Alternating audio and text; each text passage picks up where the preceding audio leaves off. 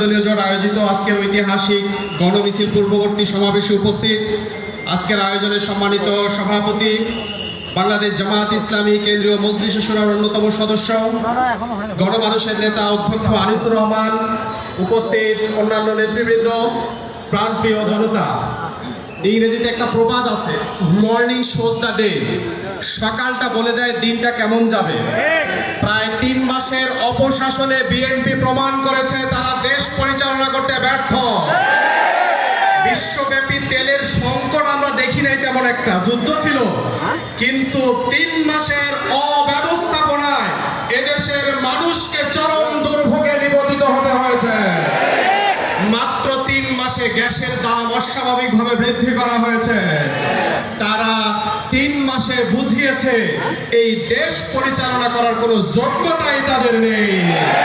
তারা 70% মানুষের মতের বিপক্ষে দাঁড়িয়ে 5 বছর দেশ শাসন করার স্বপ্ন দেখছে।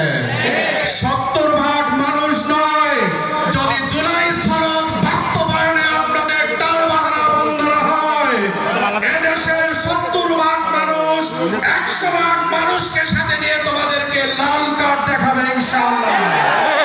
জুলাই আপোষ করতে জানে না। ফ্যাসিবাদ তো 17 বছর গুম খুন করে দাবিয়ে রাখতে পেরেছিল।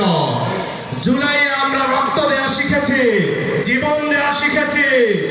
যদি 2026 6 মাস সময় দিয়েছে সংবিধান, যদি এর 6 মাস সময় আমরা জুলাই সনদ বাস্তবায়নের জন্য যদি এর মধ্যে বাস্তবায়ন না হয়, 1 বছরের বেশি ক্ষমতায় টিকে থাকার সুযোগ জুলাই যোদ্ধারা দেবে না ইনশাআল্লাহ। হুঁশিয়ার সাবধান করছে, মুনাফিকি বন্ধ করেন। ভোটের আগে একটা দলকে, জামাতকে মুনাফিক দল হিসেবে দাঁড় করানোর চেষ্টা করেছেন, কোনো কারণ নেই। কথায় কথায় মুনাফিক, কেন মুনাফিক কোনো ব্যাখ্যা নাই। আজকে তারা সংসদে দাঁড়িয়ে তাদের মুনাফিকির সাক্ষ্য তারা নিজেরাই দিচ্ছে। আমরা যদি হায়ের পক্ষে না থাকতাম তাহলে ইউনূস সরকার ভোট দিত না। এটা কি মুনাফিকি নয়? আজকে তারা স্বীকৃত মুনাফিক দল। এই মুনাফিক দলের বিপক্ষে দেশপ্রেমিক জনতাকে দাঁড়াতে হবে। জামাত নেতৃত্বাধীন 11 দলীয় জোট মানুষকে সাথে নিয়ে এই অপশাসনের অবসান ঘটাবে ইনশাআল্লাহ। আর কোন ফ্যাসিবাদী শাসন এই জমিন গ্রহণ করবে না। আর কোন ফ্যাসিবাদী শাসন শহীদ আবু সাইদ, শহীদ রুদ্রের রক্তস্নাত এই জমিন গ্রহণ করবে না ইনশাআল্লাহ। আমরা আপনাদেরকে আজকের এই সমাবেশে অংশগ্রহণ করার জন্য ধন্যবাদ জানাচ্ছি।